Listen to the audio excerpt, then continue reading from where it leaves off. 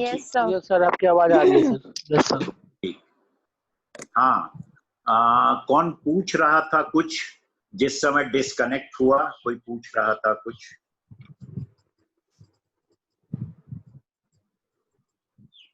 अच्छा, एनीवे हम लोग आगे बढ़ते हैं फिर।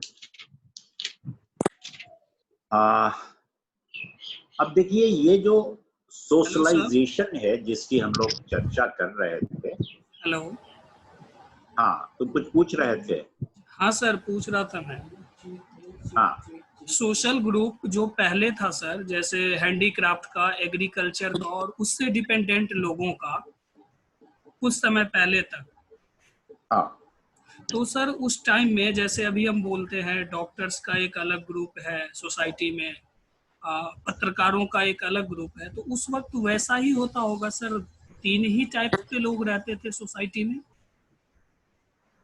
नहीं, पहले क्या था, एकदम से अगर हम शुरुआती दौर में देखें, बहुत सारे जो प्रोफेशन थे वो तो डेवलप हुए नहीं थे, वो धीरे धीरे डेवलप हुए। जैसे उस समय लॉयर की जरूरत नहीं पड़ती होगी, जैसे उस समय एक जो मतलब प्रोफेशन था वो पूजा पाठ वाला था, जो बहुत शुरुआती दौर की अगर हम बात करें तो जो हमारा मतलब जाति वर्ण व्यवस्था जब बनी थी तो उसमें एक ग्रुप था जिसका काम था पूजा पाठ कराना, वो एक प्रोफेशन के रूप में विकसित हुआ, आज भी है, आज भी चल रहा है। इसी तरह से बहुत सारे लोग सिद्धहस्त हुए होंगे जिनको आर्ट आता होगा, वो धीरे धीरे वो कलाकारों का एक ग्रुप हुआ। फिर इंस्ट्रूमेंट बने होंगे, वोकल म्यूजिक भी हुआ होगा, तो वो एक ग्रुप बन गया। धीरे धीरे वैद्य तो हैं, वैद्य की परंपरा तो काफी पुरानी है। जो आज के डॉक्टर हैं वो एलोपैथिक डॉक्टर नहीं होंगे उस समय, लेकिन जो आयुर्वेद वाली पद्धति है वो तो बहुत पुरानी है, वैद्य उपचार। तो इस तरह से धीरे धीरे जो जो जरूरत मनुष्य की थी, अखबार नहीं थे उस समय, पत्रकारों का एक ग्रुप आया जब नॉलेज का विकास इस रूप में हुआ कि हमें रोज सूचना चाहिए, क्या हो रहा है, कहाँ क्या हो रहा है, तो ये बना। लेकिन मेरा कहने का मतलब ये है कि जो सोशलाइजेशन है वो सोशलाइजेशन ही इन सारे जो ब्रांचेस हम देख रहे हैं जो डेवलप हुए धीरे धीरे, डॉक्टर्स का, लॉयर्स का, कपड़ा बनाने वालों का, व्यवसायियों का, व्यापार करने वालों का, अलग अलग तरीके के व्यापार करने वालों, तो ये सारा जो डेवलप हुआ है, टीचर्स का, विद्यार्थियों का, तो धीरे धीरे धीरे धीरे ये जैसे जैसे जरूरत समाज की बढ़ती गई वैसे वैसे डेवलप होता गया। आज जो है वो बिना सोशल ग्रुप के साथ हुए कोई आदमी कल्पना नहीं कर सकता है कि वो रह सके, रह ही नहीं सकता है, आज संभव नहीं है ये। अब ये है कि क्या उसमें हुनर है, किस तरह का पेशा वो अपना सकता है, किस तरह के पेशे को चुनना चाहेगा, पसंद करना चाहेगा, उसके अंदर से कुछ अर्ज भी कैसी हो सकती है, ये सारा डिपेंड करता है। लेकिन तो अब देखिए ये एक लाइफ लॉन्ग प्रोसेस है, it's a life long process. ऐसा नहीं है कि ये आप किसी सोशल ग्रुप में जुड़ गए और हो गए, आपका सोशलाइजेशन हो गया, ऐसा नहीं होता है, लाइफ लॉन्ग प्रोसेस है, बचपन से लेके और चलता रहता है। और इसीलिए जो कम्युनिकेशन के एक्सपर्ट्स हैं उन्होंने सोशलाइजेशन के कुछ एजेंट्स भी बताए हैं कि सोशलाइजेशन के एजेंट्स कौन कौन होंगे, क्या होंगे। अब सोशलाइजेशन के एजेंट्स आप देखिए धीरे धीरे कैसे स्टेप बाय स्टेप आगे ये बढ़ता है। फैमिली, पहला जो एजेंट जिसको माना जाता है वो फैमिली है सोशलाइजेशन का। यानी बच्चा जब माँ से अलग होके अपनी अलग एक आइडेंटिटी विकसित करता है, अपनी एक अलग आइडेंटिटी डेवलप करने के प्रोसेस में होता है, उस समय उसका साक्षात्कार उसकी फैमिली के दूसरे मेंबर्स के साथ होता है।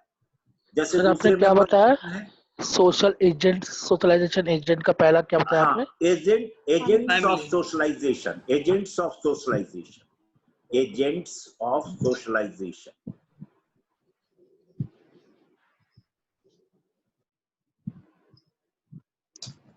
क्योंकि सोशलाइजेशन को करने में कई एजेंट्स हैं, इंस्टीट्यूशंस हैं, ये सब मिलके सोशलाइजेशन करते हैं। अब इसमें जो पहला है सोशलाइजेशन का, जो उसके मेजर एजेंट्स कहे जा सकते हैं, उसमें जो पहला है वो है फैमिली। फैमिली में माँ से अलग होके जब अपनी आइडेंटिटी के बारे में बच्चा सोचने लगता है, थोड़ी थोड़ी उसको समझ होती है कि हमारी आइडेंटिटी बन रही है, तो फिर वो अपने पिता के बारे में जानता है, वो अपने भाई बहनों के बारे में जानता है। पहला तो साक्षात्कार माँ से होता है, उसके बाद फैमिली के दूसरे जो मेंबर्स हैं और बाकी के मेंबर्स, वो सब सामने आते हैं और उनको उस पूरी फैमिली के साथ उसका जो एक अंतरंगता बनती है, तो वो अपने को उसका हिस्सा मानने लगता है। सोशलाइजेशन का फर्स्ट अगर स्टेप आप कहेंगे तो फैमिली, जहां वो अपने भाइयों से कुछ ग्रहण करता है, अपनी बहन से ग्रहण करता है, अपने फादर से लेता है, तो इस तरह से फैमिली है। उसके बाद है उसका पीयर ग्रुप।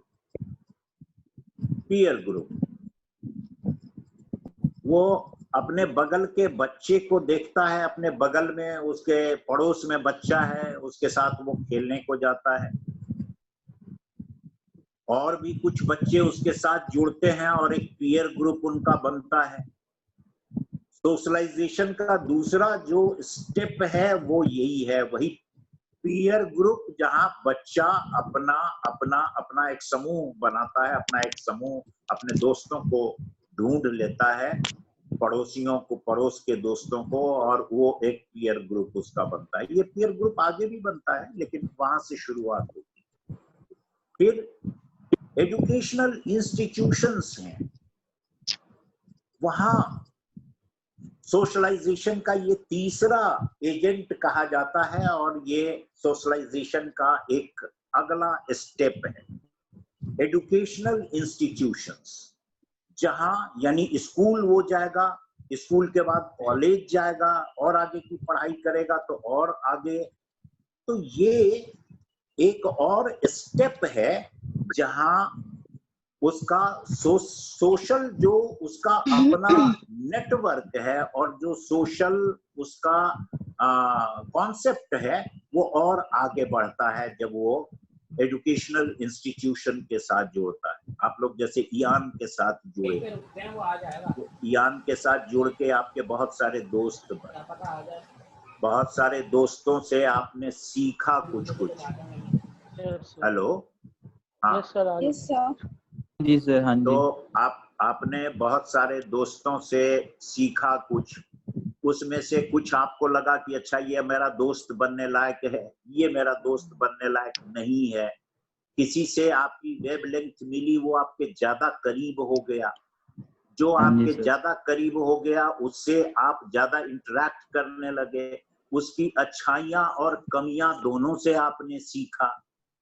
तो ये जो सोशलाइजेशन का प्रोसेस है, ये सीखने का भी प्रोसेस है, ये सीखने का भी प्रोसेस है। एक दूसरे को आप आदान प्रदान एक दूसरे के साथ होता है, आपका जो एक्सपीरियंस है वो आप शेयर करते हैं दूसरे से, दूसरे के एक्सपीरियंस को आप लेते हैं। देन रिलीजियस ऑर्गेनाइजेशन,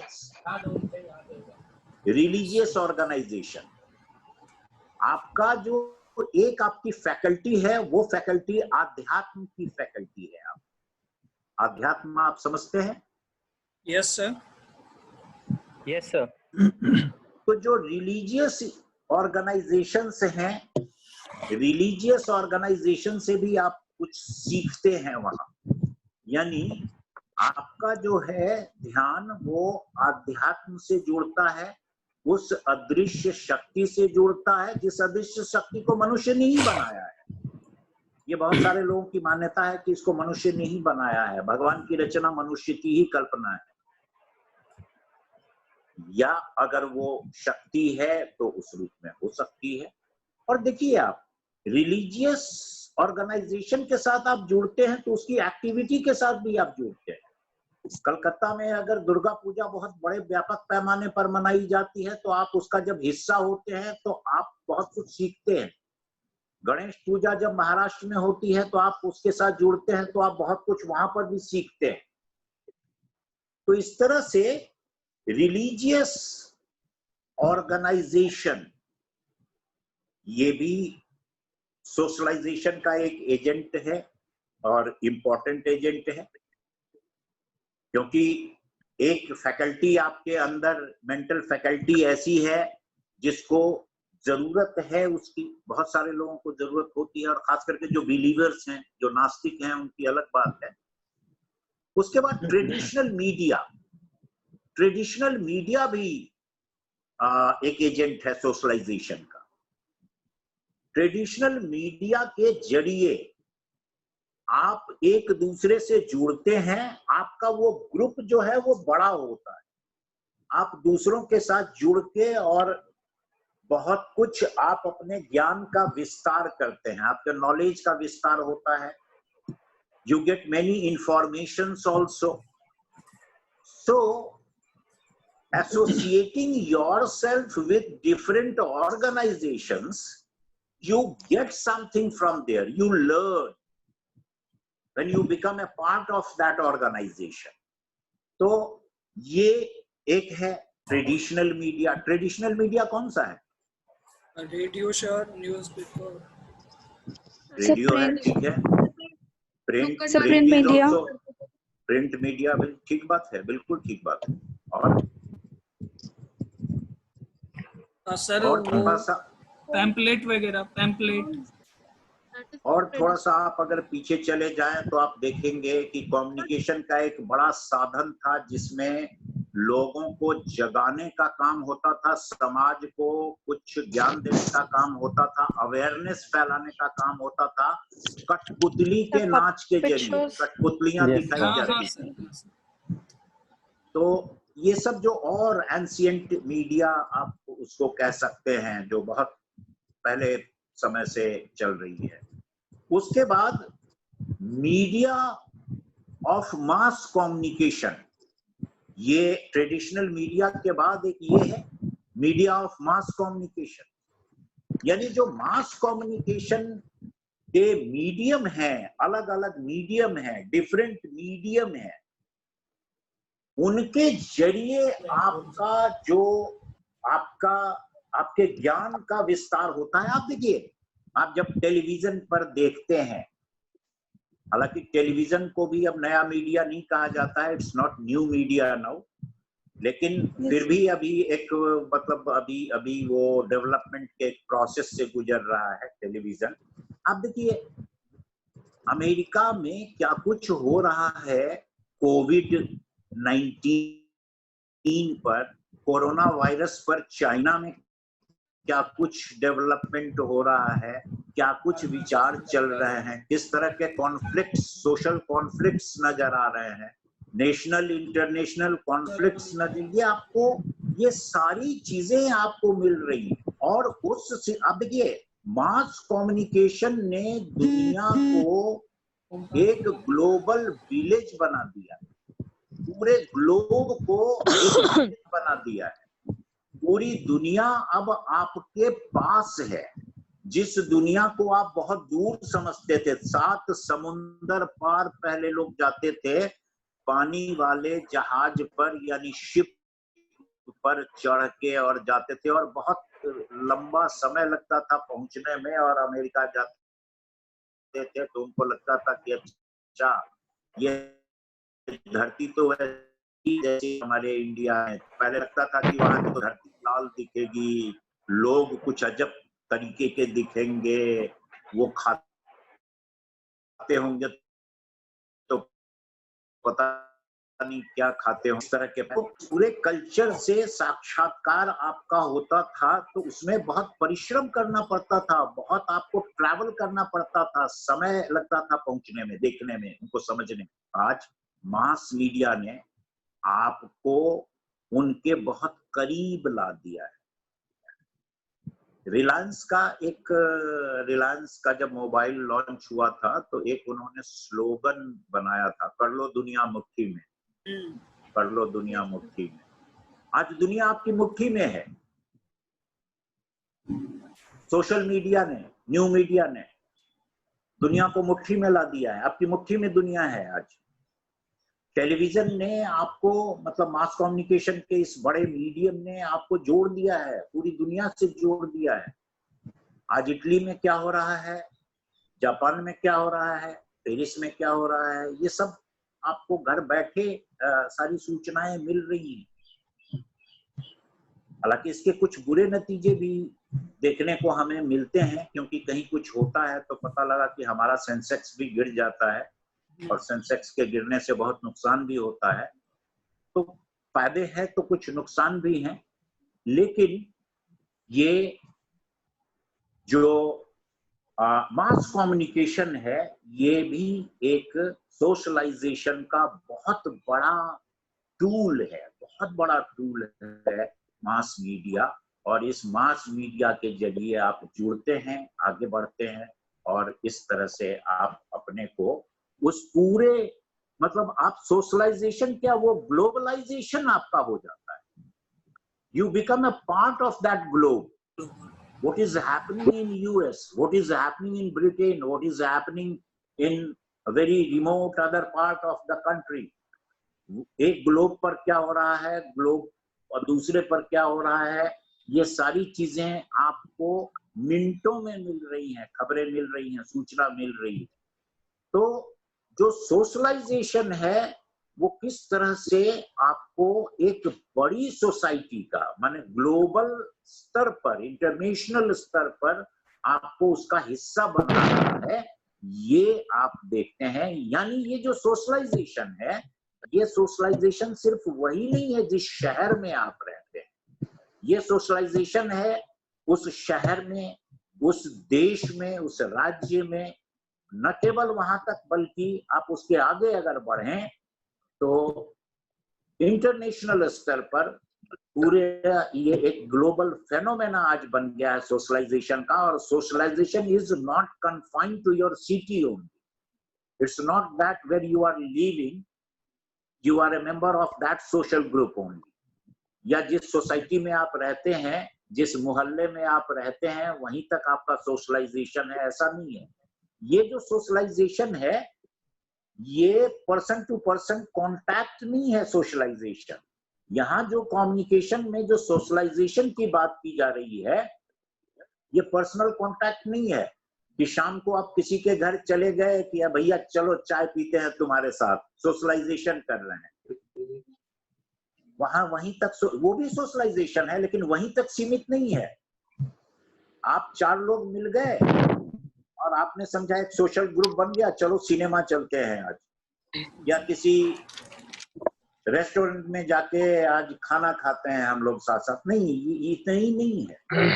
आप सोचिए कि इतना बड़ा है इस सोशलाइजेशन का मतलब, कि इस सोशलाइजेशन के साथ you become part of a culture, you are interacting with other cultures also,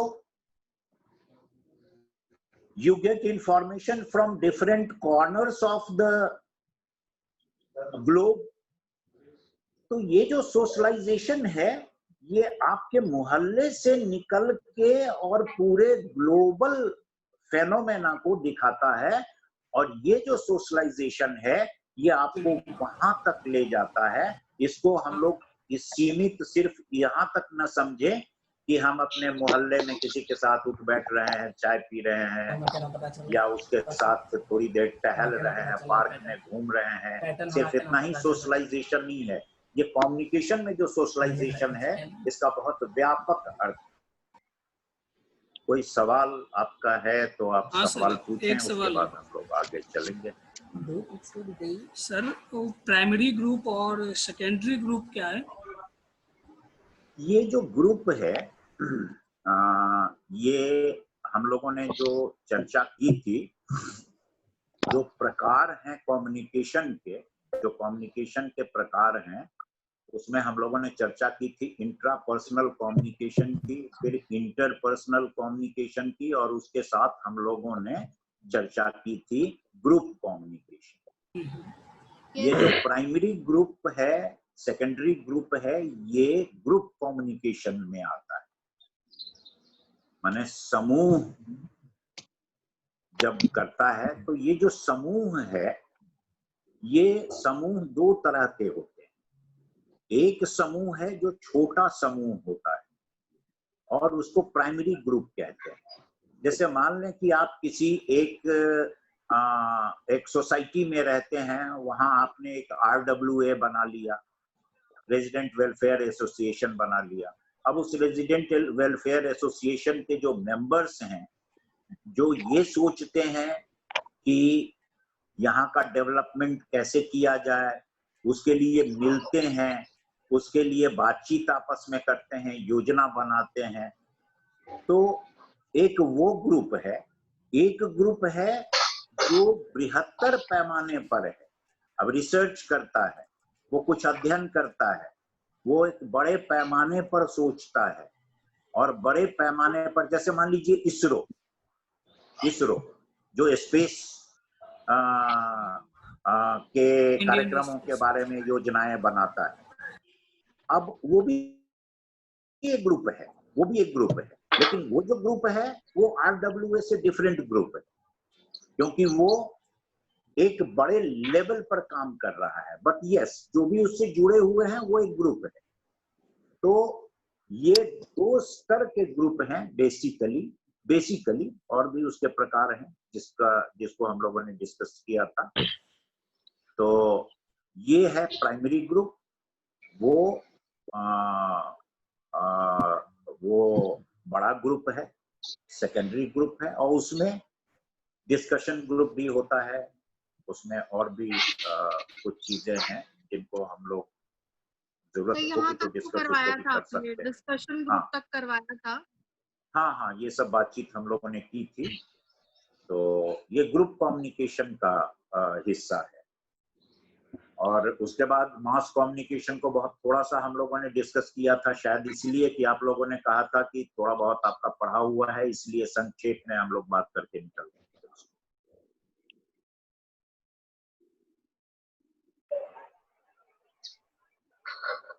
हाँ श्रेया, कुछ पूछना है? सर अभी तक तो यही है कि पेपर होंगे या नहीं होंगे। अच्छा, ओके। तो सोशलाइजेशन में हम लोग कुछ और भी बात करेंगे, जैसे फॉर्मेशन ऑफ सोशल ग्रुप्स की भी बात करेंगे हम लोग, क्योंकि वो जो ग्रुप की बात है वो इसमें भी आती है, दूसरे तरीके से आती है कि सोशल ग्रुप कौन कौन से हैं और किस तरह के हैं, इसकी भी हम लोग बात करेंगे। और वॉलंटरी ग्रुप वगैरह सर, वॉलंटरी ग्रुप जैसा कोई बनाया नहीं गया है, लेकिन वो भी प्राइमरी ग्रुप में आ जाएगा, क्योंकि ऐसे लोग जो एक ग्रुप बना के सोचते हैं कि कुछ किया जाए, कुछ भी। तो कई बार NGO भी होते हैं इस तरह के, जो सोचते हैं कि ठीक है कुछ स्वेच्छा से वॉलंटरीली कुछ काम किया जाए, सोशल वर्क कुछ किया जाए। तो इस तरह के ग्रुप्स बनते हैं, बहुत सारे ग्रुप्स हैं उस तरह के, लेकिन उनकी अगर हम कैटेगरी बनाएंगे तो उन्हीं ग्रुप्स में उसकी कैटेगरी बनेगी जिसकी हम लोगों ने चर्चा की।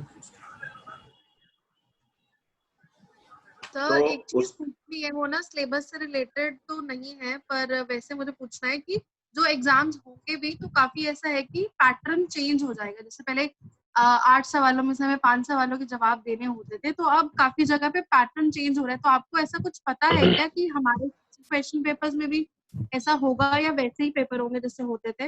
अभी क्लियर नहीं है, अभी बहुत कंफ्यूजन चल रहा है।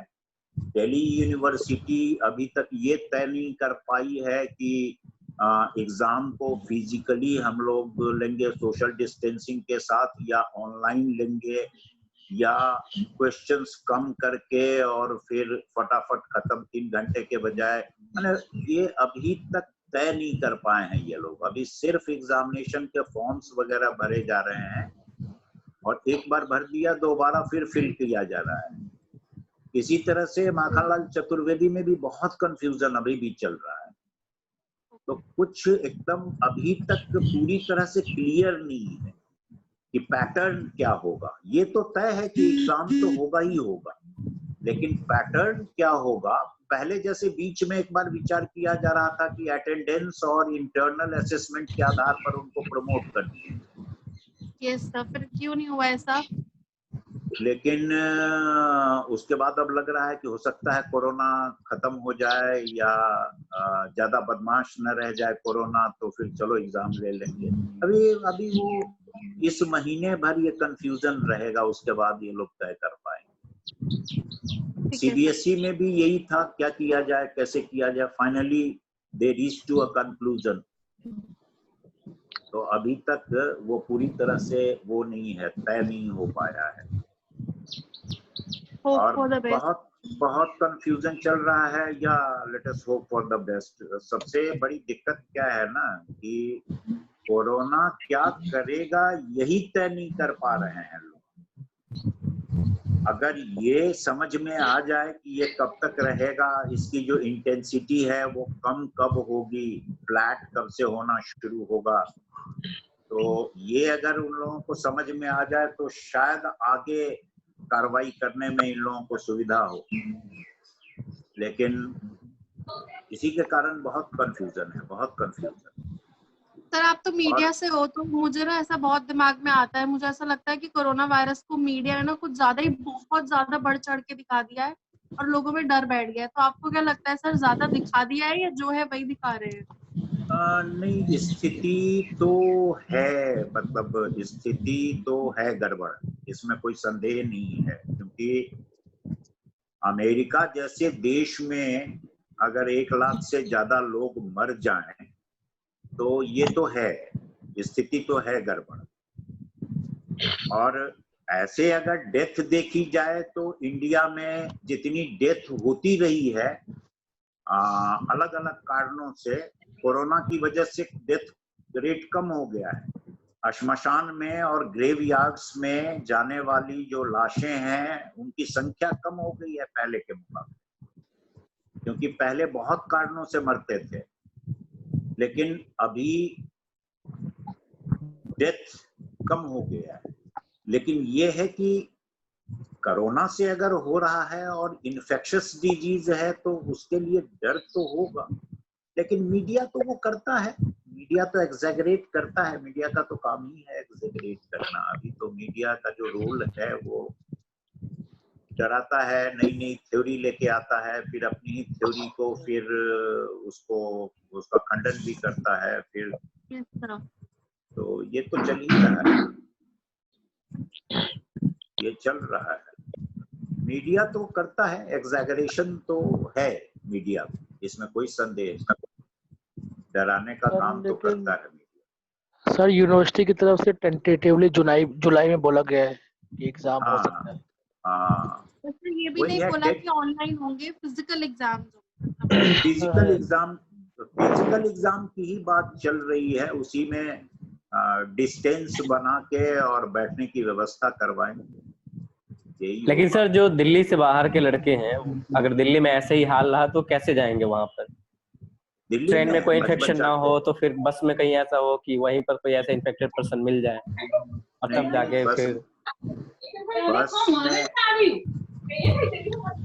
बस में तो देखो ऐसा है, एक थ्योरी ये आ रही है अभी निकल के कि कोरोना, अब जो कोरोना की मतलब कोरोना का जो खतरनाक रूप था वो अब बदल रहा है और कोरोना अब उतना ज्यादा घातक नहीं रह जाएगा आने वाले समय में जितना वो शुरू में था। तो इन्फेक्शन अगर होता भी है तो वो जल्दी खत्म हो जाएगा। म्यूटेशन नहीं किया सर हाँ इंडिया में। इतना ज्यादा है कि सर नॉर्मल हल्की सी खांसी भी आ जाती है ना तो ऐसा लगता है कि कोरोना हो गया है। मेंटालिटी सर, वो मेंटालिटी बन गई है, मेंटालिटी बन गई है, कुछ होता है तो बहन की बीमारी अलग से हो गई है डर सर, पैदा हो HID गया है, दहशत हो गई है लोगों में, बिल्कुल हो गई है। सर सच में। अच्छा, सर उसमें जब ये कहा गया कि एसिम्प्टोमेटिक भी हो सकता है कि कोरोना के Right. सिम्टम आपको नजर नहीं आ रहे हैं और आप कोरोना पॉजिटिव हैं, तो अनस्टेबल और आदमी डर जाता है। Yes sir. हाँ, कुछ कह रहे थे, हाँ बताओ सर बताओ, कुछ कह रहे सर HRD मिनिस्ट्री ने कहा है कि फर्स्ट ईयर वालों को प्रमोट किया जाएगा, जो लास्ट ईयर में होंगे सिर्फ उन्हीं के एग्जाम लिए जाएंगे। नहीं, अभी बहुत कंफ्यूजन चल रहा है, अभी तक कुछ तय नहीं हो पाया है, बहुत सारे विचार उन लोगों के मन में आ रहे हैं। लास्ट ईयर वालों को ऐसे तो प्रमोट कर नहीं सकते हैं ना, क्योंकि उनको तो आखिरकार मार्क्स तो देना पड़ेगा, उनको डिग्री देना पड़ेगा। तो जहाँ डिग्री देनी पड़ेगी, मार्क्स देना, तो फर्स्ट ईयर को तो प्रमोट कर सकते हैं या सेकंड ईयर को थर्ड ईयर में भी कर सकते हैं, लेकिन इनको तो डिग्री देनी पड़ेगी ना, तो इनको तो बताना पड़ेगा कि मार्क्स या ग्रेड जो भी है वो कितना हमने दिया। तो ये सब है, समस्याएं हैं, लेकिन तो ठीक है। फिर और कुछ पूछना हो इससे रिलेटेड, हम लोगों ने जो अभी बात की है उससे रिलेटेड अगर कुछ पूछना हो तो, सोशलाइजेशन और या फिर लैंग्वेज और कम्युनिकेशन की जो हम लोगों ने बात की, म्यूचुअल डिपेंडेंस, उसमें कुछ भी अगर पूछना हो तो फिर। ट्रेडिशनल फॉर्म ऑफ कम्युनिकेशन का पहले कठपुतली वाला आपने एक बताया, और क्या क्या था उस वक्त?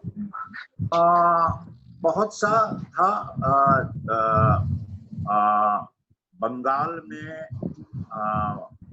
में बहुत सारा डेवलप हुआ नाटक का फॉर्म, नाटक का बहुत सारा फॉर्म डेवलप हुआ। इधर जो बिहार यूपी का रीजन है उसमें भी हुआ और जगह जगह डेवलप हुआ, जैसे ढोलकिया था, उससे तो नाटकों के माध्यम से भी कम्युनिकेट करते थे। शुरू में तो पौराणिक नाटक खेले जाते थे, बाद में सोशल प्लेज भी आने लगे जिसमें सोशल मैसेज होता था। तो ये जो सोशल मैसेज लेके, हाँ, नुक्कड़ नाटक तो बाद में आया, पहले स्टेज पर जो होता था, फिर बाद में नुक्कड़ नाटक आया, तो उसने उस मैसेज को और थोड़ा लाउड किया और ये लगा कि ज्यादा से ज्यादा लोगों तक पहुंचेगा, कम्युनिकेट हो पाएगा, तो जो नुक्कड़ नाटक आया वो भी। तो लेकिन जो ट्रेडिशनल फॉर्म है, वो ट्रेडिशनल फॉर्म जैसे पंडवानी है, पंडवानी गायक हुआ, तीजन बाई का नाम तो तुम लोगों ने सुना होगा, तीजन बाई मध्य प्रदेश की है और बहुत बढ़िया पंडवानी वो गाती है, और महाभारत के जो पात्र हैं उनकी नकल करते हुए कविता में वो पंडवानी। तो तीजन बाई को वो भी मिल चुका है, मैंने पुरस्कार भी मिल चुका है, पद्मश्री मिल चुका है। तो बहुत सारे इस तरह के ट्रेडिशनल फॉर्म थे जिनके जरिए सोशल अवेयरनेस पैदा की जाती थी, लोगों को कम्युनिकेट किया जाता था, मैसेज दिया जाता था। लेकिन ये सब धीरे धीरे जब और मीडिया आगे बढ़ा, धीरे धीरे आगे बढ़ा, तो वो फॉर्म बदलता गया, लेकिन जो उद्देश्य था मीडिया का, जो उद्देश्य था, चाहे वो एंशिएंट मीडिया हो, ट्रेडिशनल मीडिया हो या न्यू मीडिया हो, उसका जो उद्देश्य था वो उद्देश्य अब भी वही है, information, education, to educate and to entertain, to inform, to educate and to entertain. ये जो दोनों उद्देश्य थे, तीनों उद्देश्य, ये तीनों उद्देश्य आज भी हैं, आज भी मीडिया ये सारा काम कर रहा है, चाहे वो सोशल मीडिया ही क्यों ना हो, जो न्यू मीडिया के नाम से जिसको हम लोग जानते हैं, तो वो भी ये काम कर रहा है। तो ये मीडिया माने टेक्निकली रूप इसका बदलता जा रहा है, रीच बड़ी होती जा रही है, ज्यादा से ज्यादा लोगों तक पहुंच रहा है, लेकिन क्योंकि आपके पास अब इंटरनेट और सैटेलाइट बेस्ड टेक्नोलॉजी है, तो इस टेक्नोलॉजी ने उसकी रीच बढ़ाई है, लेकिन ये है कि उद्देश्य अब भी वही है। अब भी उसी तरह से आप यही तीनों काम मीडिया के जरिए करते हैं, जो ट्रेडिशनल मीडिया का भी काम था और जो आज न्यू मीडिया का भी काम है, या एंशिएंट मीडिया का जो काम था। थोड़ा फॉर्म अलग था, समझ थोड़ी डिफरेंट थी। तो कम्युनिकेशन का रूप तो बदल रहा है और टेक्नोलॉजी ने उसको और गति दी है। मास कम्युनिकेशन पहले जैसा था, पहले आप एक जगह स्टेज पर चढ़ के और कम्युनिकेट करते थे, वही मास कम्युनिकेशन हो जाता था। फिर रेडियो वगैरह जब आया तो उसकी रीच बढ़ी और टेलीविजन ने उसको और व्यापक रूप दिया। तो ठीक है, फिर अब कटने भी वाला है, मुझे लगता है ये कुछ सेकंड में अब वो डिस्कनेक्ट हो जाएगा। Yes sir. तो आगे हम लोग फिर बात करेंगे। सर अभी दिल्ली में सारे एरिया कंटेनमेंट जोन में है सर? नहीं, सारे नहीं, 129 थे, अब 100 करीब रह गए हैं। अच्छा, 29 करीब कम हो गए हैं कंटेनमेंट जोन, अभी 100 यानी है। इन्फेक्शन की रफ्तार कम रही है सर? इन्फेक्शन की रफ्तार कम नहीं हुई है, बढ़ी है। कंटेनमेंट जोन इन्होंने कम कर दिया है, लेकिन इन्फेक्शन की रफ्तार बढ़ ही रही है, मतलब कम नहीं हो रही है। दिल्ली में कम नहीं हो रही। महाराष्ट्र और दिल्ली, मतलब कुछ जो है अहमदाबाद